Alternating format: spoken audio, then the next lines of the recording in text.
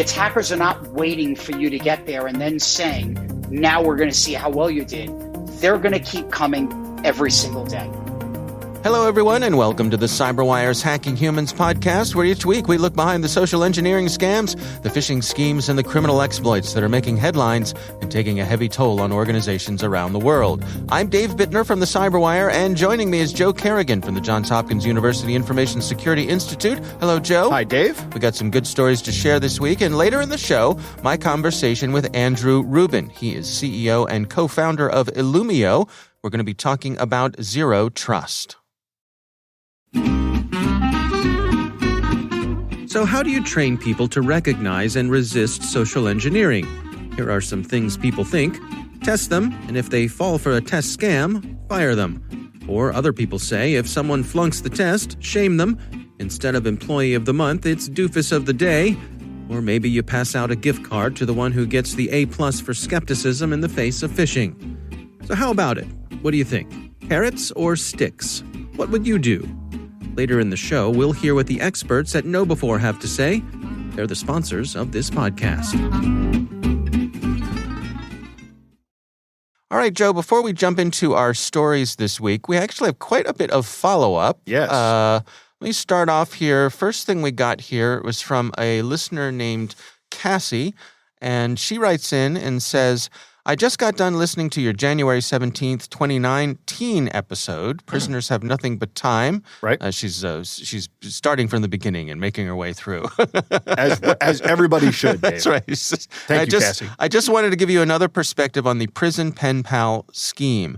She says, I served 7 years in a female prison here in Kentucky. I'm currently out and turn my life around, always trying to do the next right thing. Of course, some of the women I was in with took advantage of pen pals the same way the man in that episode did, but it also happened the other way around. Men would write to the women and try to take advantage of them. Really? Those men were usually older gentlemen who were lonely and wealthy. Mm-hmm. They would send money to the woman, and in turn, she would tell them everything about themselves. I know women who turned over control of their social media accounts to random people they wrote. They gave information on their family and friends as well. As a result, when they got out, they have to make new accounts, while these people pretend to be them online. Wow. Really? Yeah. She says, I've almost fallen for a scam on Facebook from the account of someone I was in prison with. Right. That's actually an interesting vector. Mm-hmm. She says, of course, I'm unsure if they got hacked this way, but it would be too easy. For example, it only takes one quick search to get an amazing amount of information about anyone in prison or even out on parole like myself. And then she includes a link to a state corrections website. And I went and looked on there, and sure enough, there's a lot of information there. Yeah. There's a photograph of the person, hair color, eye color, gender, where they are.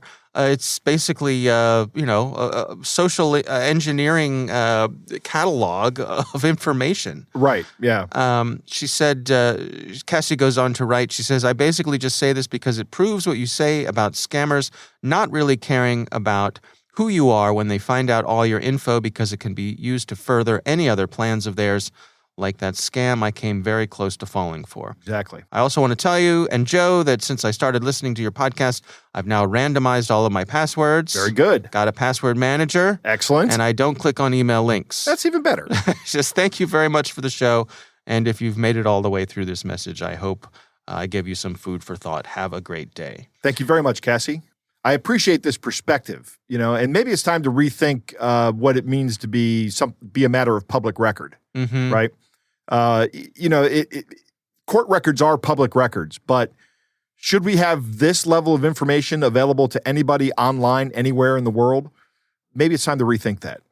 Yeah. It strikes me too that an angle of this I had not considered is that if you are someone in prison, right, and someone is trying to steal your identity, right, it's probably very difficult to monitor that. Absolutely. You have a limited ability to reach out in the world and check your accounts and make sure someone isn't out there trying to use your identity for bad things. Yeah, and no one in prison or otherwise should be handing over control of their social media accounts to someone they've never met, someone they don't know. If you're in that situation and you want to hand over control of your social media accounts, hand it over to a family member or a trusted friend, mm-hmm. somebody you know personally. Don't hand it over to some person who just started writing you letters. Yeah.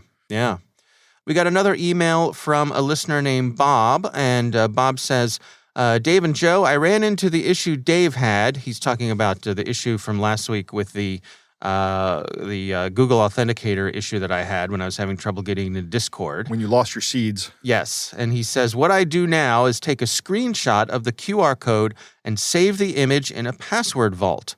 I have a separate one that just stores these images. This way, if I move to a new phone or have to reset my phone for any reason, I can scan it again. Right. I like this idea. This is actually what I do. Something very similar. Yeah. I keep it in a Veracrypt volume that I keep disconnected from my computer. Mm-hmm. So if I ever need it, I can put it into a computer and take pictures of the old QR codes. Yeah. And this is also where I keep my recovery codes that I get as well. Yeah. Yeah, that's smart. Having it in another place, good idea. And, Right. you know, in the past, similarly, there have been times along the way where I have actually printed out these QR codes, put them in a file, filed them away. And that's a valid solution as well. Yeah. And boy, do I wish I'd done that this time. But I did not. And then finally, another piece of follow-up. One of our listeners wrote in and said, hi, guys. Love your show and listen to it every week. Awesome. This hit home for me, too, with the multi-factor authentication because I've gone through the same pains and troubles many other people have. I mostly use the Google Authenticator app, and after your show, I quickly logged into my Google account to find out how I could back up my Google Authenticator app. It turns out it's right there in your settings and security. Scroll down to your two-factor authentication and click on it. Once you get into that area, if you scroll down far enough, you'll see an area that says Show Backup Codes. Those are the codes that you reload into your Google Authenticator app should you ever run into this problem. So if you lose your phone or break it, simply forget to transfer everything. This is how you reload all those codes. I hope I've helped in some small way. Keep up the great work. I learn something new from you guys every week. Oh, we appreciate that. That's great. I followed the directions here, and I have to say I was unsuccessful. Me too. But you and I both don't use Google Authenticator as our second factor for our Google accounts. We both use YubiKeys for that, right? Right, exactly. So they may not be there. I don't think these are codes for all of your seeds. I think these are just these are secondary codes, backup codes for getting back into your Google account. Okay. I may be wrong about that, but you and I can't see them. We don't see them at all. Yeah. However, I did look on the Google Authenticator app to see if there's some means of backing these codes up. Mm-hmm. There is a way you can export them. I don't know what that results in. I haven't done that yet. But on my Microsoft Authenticator, Microsoft offers a very similar product.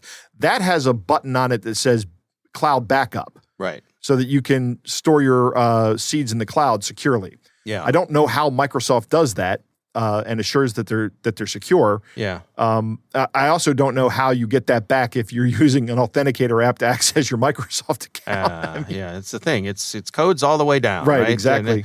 Yeah, we heard from some other listeners who said that, for example, a password manager like LastPass that has its own Authenticator app and it backs up its codes in your LastPass account automatically. Right. So that's an option. And there's certainly plenty of these sorts of apps. There's quite a marketplace out there for these Authenticator apps, and they have varying degrees of functionality. So. Right. Look into them, but hopefully, we appreciate our listener sending in these sort of breadcrumbs to hopefully find these things. It didn't work for me, but if it works for someone else out there who's under a slightly different scenario, well, that's great. Great. Yeah, absolutely. All right. Well, again, thanks to everybody for writing in. We'd love to hear from you. Our email is hackinghumans@thecyberwire.com. Let's move on to some stories this week. I'm going to kick things off for us. This actually, my story this week comes from the folks over at Interpol, the international, I don't know what you call them, law enforcement organization, right? They're law enforcement. Yeah. And they sent out a document. It's called 5 Reasons Non-Delivery Scams Work. Okay. And non-delivery scams are something that we have covered here before. Yes. That's where you are typically online and you see something that you would like to buy, or you're out there shopping for something. You see an ad for something you'd like to buy, and you go to buy it, and you sign up and you see, ooh, this is a good price for this thing that I've wanted. Right. And you go through and you buy it, and you put in your information, and it says, good news, it's on the way, and it never shows up. And after a certain amount of time, you get suspicious and you go back to try to track down what happened, and turns out you were on a scam website. It wasn't the website of the company or the product that you thought you were going to buy, And so that's a non-delivery scam. And a lot of times they'll have they'll send you something that is of no value. Right. And that's so that when you dispute the credit card charge, they can prolong that process by disputing your dispute. Right. They'll say, no, look, here's the tracking proof. number. Yeah, there's something delivered. Right. What's this person talking about? And all they're doing is trying to buy themselves time so that they can move the money out of the account. Right. So this is a helpful list here, reminders when it comes to these sorts of things. They say, first of all, it's organized crime. So this isn't just lone wheeler dealers. These are organized groups. These are professionals who are doing this, and they're doing it at scale. Right. And they're doing it internationally. They say advertising draws victims in. And as we've seen, particularly places like Facebook, or these folks will buy these ads that appear to be from the legitimate providers of these products. Right. And they look just like the real thing. Yep. And that's one of the things about working online is that it's really easy to copy the real thing. Right. Right. It is. You could even pull pictures, images from the real website where the things are alleged to have come from. Yep. They go on and they say everything seems official. The interactions with them seem on the up and up. They say salespeople create relationships. And this is where they start to use things like social engineering. Right. They can flatter you. They can say, "Oh, you're my best client." They can use social engineering where they say, "You're so lucky. This product is impossible to find right now." And that's part of how they get you, because if you're looking for something that's hard to find, like, I don't know, you're looking for the next PlayStation or Xbox or something like that, something unavailable. Or every year there's some crazy toy that happens around Christmas time that becomes very difficult to find. Right. They'll lie to you. They'll say, "Oh, we got special permission for the shipment. Don't tell my boss." Right. And so you're in on the secret. Right. Exactly. They build your trust and a sense of rapport. And then finally they disappear. Right. By the time the jig is up, by the time you figure out you've sent off your money and there's nothing is coming to you. Usually they're gone. The phones are cut off. The emails are gone. The websites are shut down. And one of the things they point out here, that victims are often ashamed. And so they're reluctant to report the fraud to the police. Yeah, that's a real problem in this topic. Yeah. Because all that does is enable these guys to continue their operations. Right. They count on it. Right. Yeah.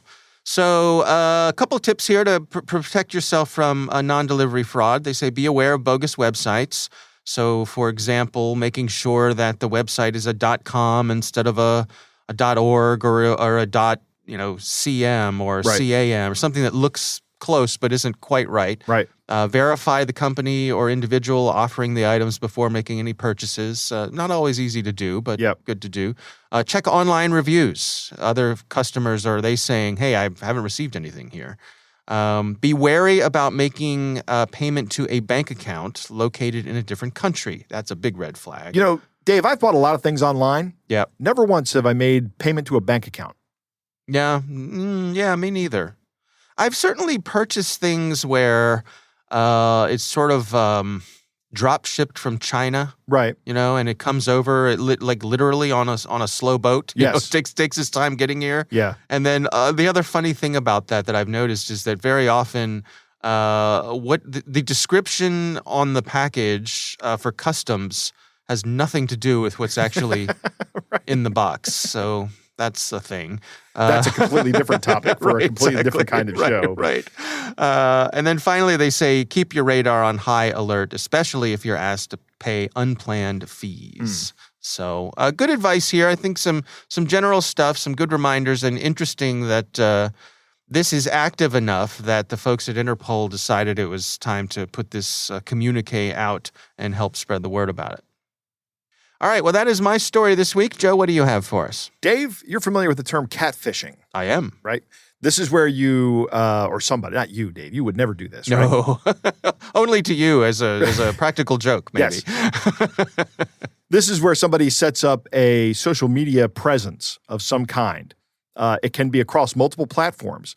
And usually they're doing this for the purpose of some romance scam or something of that nature. But there are plenty of other reasons they've done it. And Proofpoint has a really amazing report that came out just last week as we're recording this. And it is about an APT called TA456 or Imperial Kitten. Okay. So, since it has kitten on the end of it, you know that's something to do with Iran. Yeah, and APT is Advanced Persistent Threat. Correct. That's how we describe nation-state actors, right? Or their nation-state actors are very sophisticated criminal organizations. Right. They created a profile for a person called Marcella or Marcy Flores, and guess what Marcy's job is? Cybersecurity professional? No, she is an aerobics instructor. Oh, now. Dave, have you ever met an unattractive aerobics instructor? I have not. I have never seen an unattractive aerobics instructor. That's an interesting point. Right. And I think you're right. I suspect that's part of the job. Right. If you're going to be an aerobics instructor and people are going to stand in the classroom and look at you for an hour or however long an aerobics class takes, right. It's probably to your advantage to be overall a pleasing-looking person. Correct. Yes. And the pictures they use for Marcy's profile were no different. This is a very beautiful woman. Yep. And she is Oxford educated. Oh. And she comes across, it looks like the profile of somebody who is at the top of their game in the field. Mm-hmm. It's a great profile from an objective standpoint. Okay. They use this profile to build relationships across personal and corporate communications platforms with an employee of a small subsidiary of an aerospace contractor. Okay? So this is an intelligence operation. And the earliest publicly available Facebook profile photo of this person was uploaded in May of 2018. Okay. So that's when they create the profile. Right. Or that's when they upload a photo to the profile. We actually don't know when they created the profile. In 2019, a year later, that's when they friend the target of this operation. Okay. Okay. So that's a year later, they send the friend request. And then in November of 2020, this profile starts conversing with the target over this platform. Okay. So now another year has passed. Then finally, in June of this year, 2021, the threat actor attempted to capitalize on the relationship by sending a targeted malware via an ongoing communication chain. Now, Dave, I won't get into technical details, but the technical details are in the report from Proofpoint, and there's a link in the show notes if you want to check them out. But this is a nasty piece of malware, and it is targeted at this person. Specifically at this person. This was, they really thought this guy was of value. I'm assuming it's a guy. Proofpoint says the profile bears strong similarities to other profiles previously used by the Iranian APTs to target intelligence targets of interest and of value. And the Marcella program appeared to be friends with multiple individuals who publicly identify as defense contractor employees and who are geographically dispersed from the alleged location of this profile in Liverpool in the UK. Okay. Right? And now in July of 2021, Facebook announced that they had disrupted a network of Facebook and Instagram personas, including this one, that they attributed to an Iranian-aligned attacker or actor. And they shut down the account. So Marcella's account's gone. You can't see it anymore. Okay. But it occurred to me, this is a lot of effort to go through to target one person. You look at this, they went back, it goes back to 2018 when they created this profile and started populating it. Right. And they didn't try to send the malicious attachment until 3 years later. Wow. Yeah. Espionage is a long game, I suppose. It is a long game, yeah. When you're dealing with a threat actor like this, you have to expect the long game. Here's an observation I have on this. It's really difficult to avoid being targeted this way because if you're on LinkedIn and on Facebook, right, and I go and do a search on LinkedIn for people that work at a defense contractor, there's a picture of you there, right? Right. Chances are there's a picture of you on your Facebook profile as well. So I can reach out to you on your Facebook profile and try to befriend you on your Facebook profile, never even using your LinkedIn. And LinkedIn is where and I've said this before, LinkedIn is a fantastic open source intelligence tool. Right. So I don't know how you protect yourself against this other than being suspicious of people that you've never met when they send you attachments. Well, shouldn't that be enough, Joe? Yeah, it should be. Actually, it was enough in this case. I don't think that this attachment, that this payload fired off. I think that they caught it. Yeah. I think the guy may have been suspicious and said, this is going on a little too long. Another thing that would make me suspicious is if out of the blue, a very attractive female aerobics instructor friended me from the UK. Oh, come on, Joe. Don't. I would be immediately suspicious of that. I'm like, why is this woman interested in me? Oh, come on, Joe. You're a big-time podcast host. Well, that's right. Yep. Big-time podcast host. Yeah, you never know. I mean, yeah. Yeah, it's funny. I would say a couple times a week, my wife and I will be sitting on the couch and she'll hold up her phone to me and with a Facebook friend request and she'll say, "Do you know this person?" And I'll look at it and I'll go, "Nope." She's like, "All right." And that's it. Like that's the end of it, right? Right, that's the end of it. But I think it's an interesting additional avenue for folks to get in, which is that if you're trying to come at someone who's part of a couple, right? A married couple, for example. Mm-hmm. And you can befriend the spouse. And the spouse is not the target, but befriend the spouse. And then, for example, if they go to friend me and I look and they say, "Oh, well, this person's friends with my spouse. I guess we know who that person is. I'll say yes. And then, we'll swing back around and check later. Right. So, I mean, that's a common espionage technique as well. Yes. To become friends with the friends or the loved ones or whatever. So if you work in the defense industry for any country, be wary of these kind of things. Be wary of these kind of requests that come out of the blue. Mm-hmm. I wonder if Marcela Flores was specifically created just for this one person, or was she playing the field with the defense contractors? No, she did have multiple defense contractor contacts before her account was taken down. So yes, she was definitely playing the field. Right. She had a type. Right? Yeah. You say she, but it's really some group of guys in Iran who are running this. Burning the midnight oil. Right, exactly. Exactly. The opposite of an aerobics instructor, right? All right. Well, interesting story. And of course, we'll have the link to that in the show notes. All right, Joe, it is time to move on to our catch of the day.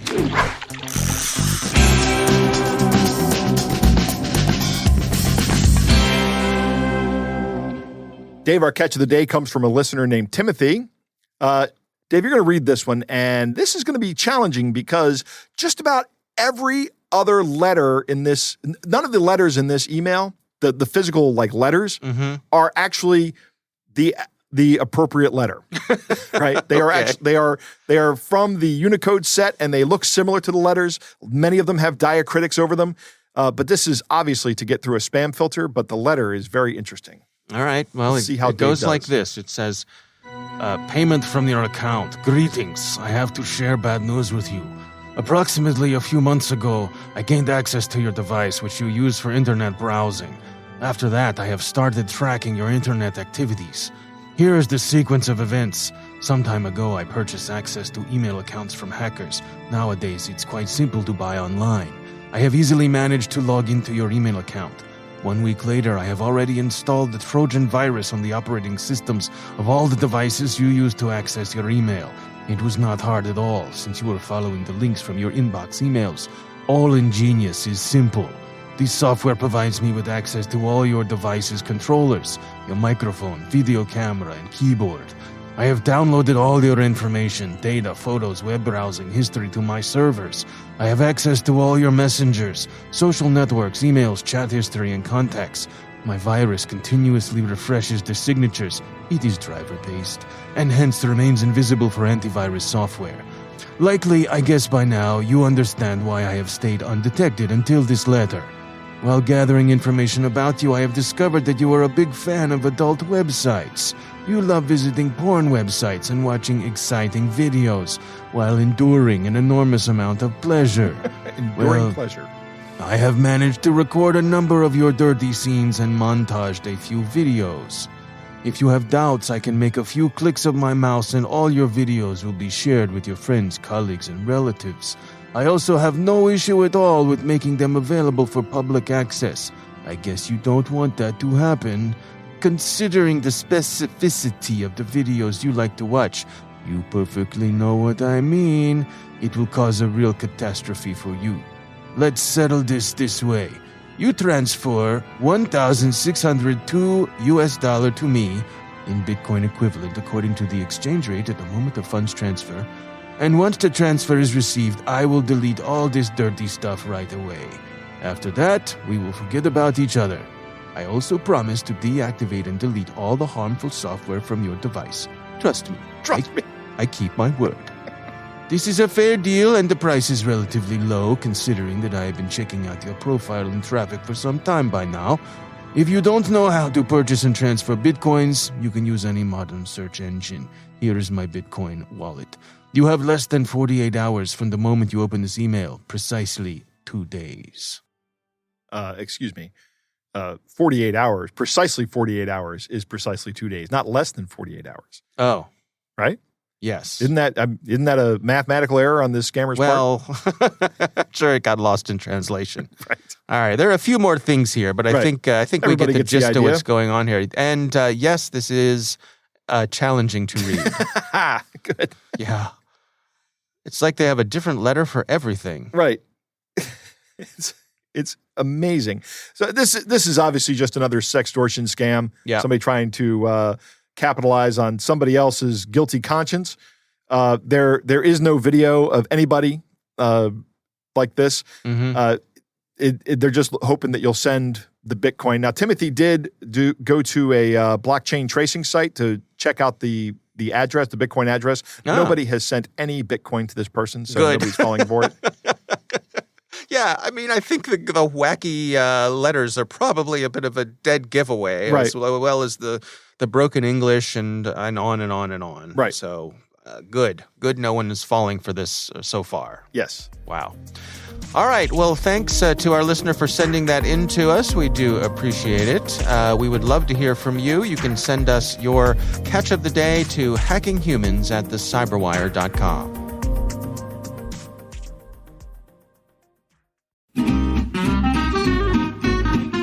So let's return to our sponsor, KnowBefore's question. Carrots or sticks? Stu Showerman, KnowBefore's CEO, is definitely a carrot man. You train people, he argues, in order to build a healthy security culture. And sticks don't do that. Approach your people like the grown-ups they are, and they'll respond. Learning how to see through social engineering can be as much fun as learning how a conjuring trick works. You can hear more of Stu's perspectives in KnowBefore's weekly Cyber Heist News. We read it, and we think you'll find it valuable too. Sign up for Cyber Heist News at knowbefore.com/news. That's KNOWBE4.com/news.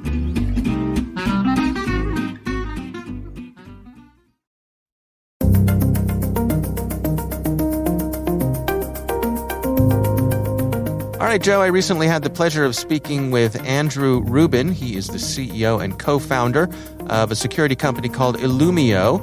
And our conversation centers on this notion of zero trust. Here's my conversation with Andrew Rubin.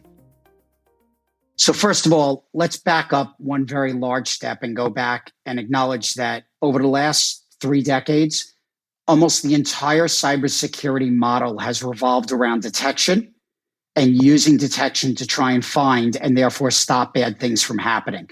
And obviously our track record recently of relying on that as a strategy proves that it's no longer enough. And so I think there's a very important point there that we've had a strategy for a long time, but the news of late proves that it's no longer enough to keep us safe. I think the second thing is that we've seen a seismic shift in the outcomes when we miss. This was a story that for many years was told around data being stolen or information leaking out. And then a few weeks ago, we had lines at gas stations and we had concerns about the food supply making its way around the country. We've tipped over from this becoming a cyber incident with a cyber outcome to becoming a cyber disaster with potential physical world or physical outcomes. And so I think that that's sort of the second important piece. And I think the third piece is we've watched the response in volume and velocity ramp up enormously, highlighted probably more than anything else by the President of the United States executive order just a few weeks ago, mandating the federal government uplift to a zero trust model. And just on the heels of that, a couple of weeks later, the White House publishing a memo imploring corporate America to acknowledge the ransomware pandemic that we're currently living in and to begin to do things to combat it, including segmentation of their networks and infrastructure. So I think we're in this very interesting time where we've had a model for decades. We're watching the model fall apart. The outcomes prove that. And the question is being asked, rightfully so, what are we going to do now? And the answers are beginning to come out, but we're very, very early in this conversation.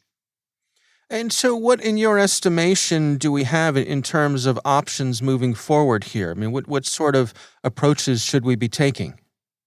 Well, one of the most interesting things, and I think it speaks to the question, is let's assume there are other options. Let's assume that we change the model, build something new to supplement the old model. Let's assume that something can be done differently. The first question to ask is, what's getting in the way of that happening? We're not waiting for yet another breach. We've had enough of them. We're not waiting for the outcomes to get worse. Most people agree that we're already tipping between terrible and catastrophic. So the question is, why not faster? Why not now? And actually, I think the first question you have to ask is, what's stopping us from making these important changes? And I actually think that the hardest thing is changing our mindset.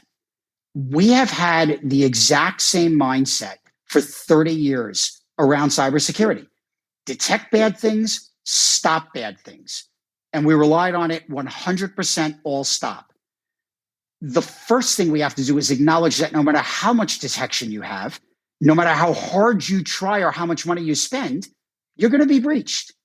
There is a reason why zero trust is defined at its core as assuming breach, not because people are fatalistic or they're pessimistic about the outcomes. They're realistic about the outcomes. The attackers have the largest attack surface in the history of humankind in cyberspace. They have the fastest ability to go after that attack surface.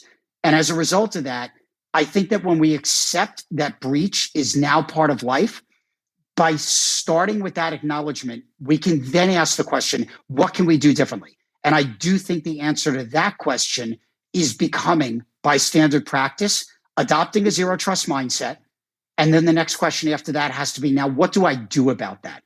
What security control do I put in place? What product do I buy? What vendors do I align with? But I think the first thing is acknowledging that we need a different strategy, changing the mindset. The second thing is figuring out what that new mindset is or what we're going to add, and that's zero trust. And then you get to the tactical and implementation question of what do I do about it? We just have to go really quickly because unfortunately, the attackers are not waiting around for us to get this right.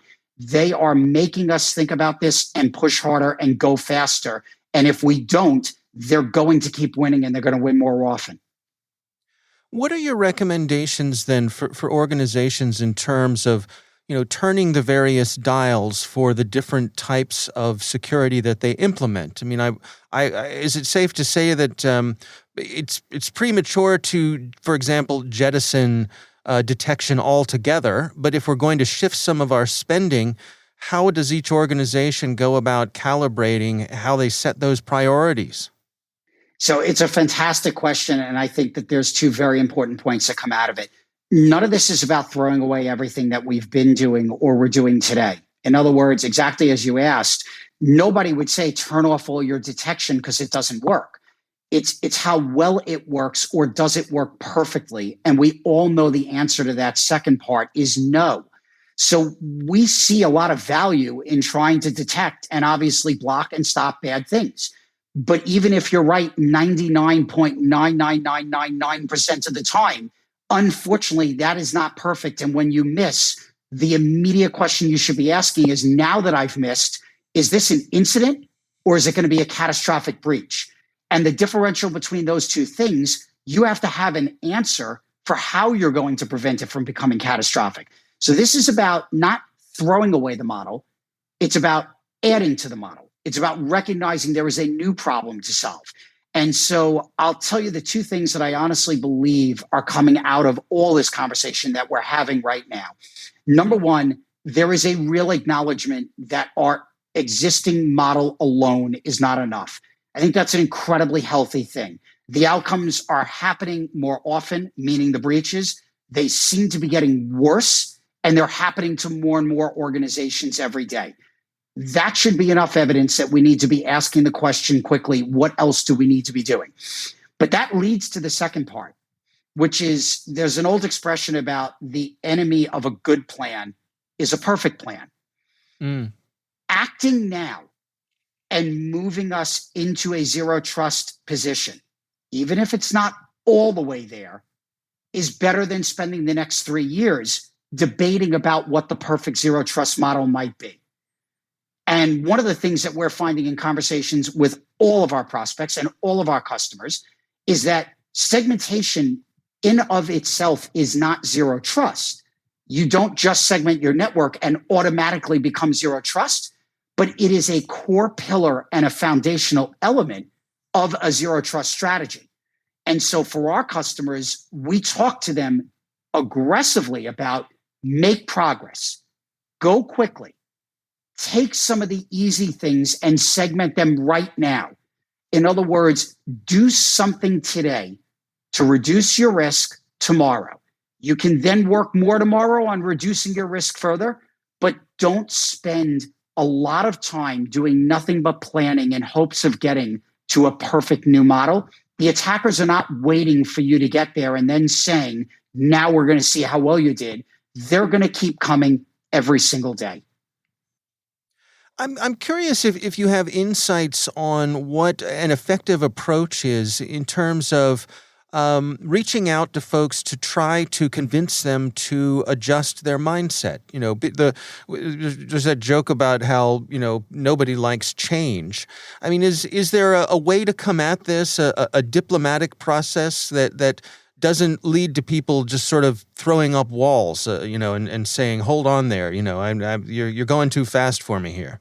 I think it's a critically important question because you're actually highlighting something that in cyber, certainly, but I think it's true across many facets of change. We traditionally don't embrace change as people. And especially if we have an operating model that we're comfortable in and that we've been using for a long time, it's even harder to think about doing it differently. I think some of the forcing functions are when you have these catastrophic breaches and you read about them, or, unfortunately, sometimes they happen to you or your organization. That obviously forces you out of your comfort zone. But I do think there is a diplomatic, to use your word, a diplomatic way to get people a little more comfortable, which is prove to them that the technology that you're bringing them and the change in the operating model required to use it is actually not an enormous change and not a scary change. So in other words, show up with a playbook, not just a piece of software. Explain how that playbook could be used to segment in a day or an hour or a week and not require a 3-year project to get to the first outcome. And so one of the things that we focus on very heavily at Illumio is working with our customers to say, there may be a longer horizon on your zero trust journey, but we want you to immediately start reducing risk with quick and easy wins in segmentation that could be delivered in hours or days or weeks to prove two things. One, risk really can be reduced quickly and easily. And two, that you can do it and use that as a way to build confidence to continue further down the journey. And I think that the word diplomatic, as you used in your question, is exactly right. You can't just walk in and say, this is broken and we need you to rethink everything and we need you to do it in one day. It's difficult enough to do this work even when you're committed to it. So when you make somebody very scared or very uncomfortable of making this change, it gets even harder. We want to make it easy and comfortable. We want to give you quick wins quickly so that you actually build confidence that, yes, this is the first time in decades I'm changing my security model. But number one, I have to do it. Number two, the attackers are not waiting around for me to do it. And number three, it's possible. And it's actually not even not scary. It's actually doable, and it's doable comfortably.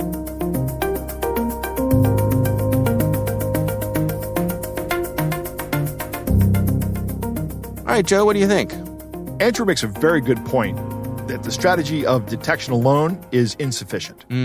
There are some things we're just not detecting, Dave. Right, right. And by the time we do detect them, it's too late. Yeah. I like what Andrew says about zero trust and assuming a breach. It's not because we are fatalistic or not because we are pessimistic. It's because we are realistic. That is one of the things I like to say when people say to me that I'm being too pessimistic. I say I'm actually not being pessimistic. I'm being realistic. I'm actually optimistic about our ability to get around this. He throws out a number here: 99.9999% of the time. 5 nines is what he said. And a lot of people see that and think it's sufficient. The problem is we tend to think of things being nice and evenly distributed, and we've achieved 6 sigma, right? But attackers don't attack that way. They don't think this way. And they are not Gaussian in their nature. In other words, their distribution isn't normal. Right. It's not evenly spread out. Exactly. It's all going out towards one end. And if there is a way, they're going to find it at some point, even if it takes them 10 million attempts, right? Which is what this number represents, 1 out of 10 million. Right. And a single attacker can quickly rack up 10 million attempts. Yeah, it doesn't take with long. Right. Right. These computers are darn fast, Joe. Yeah, they are. And they're patient. and they are patient. Yeah, they do exactly what you tell them. Right.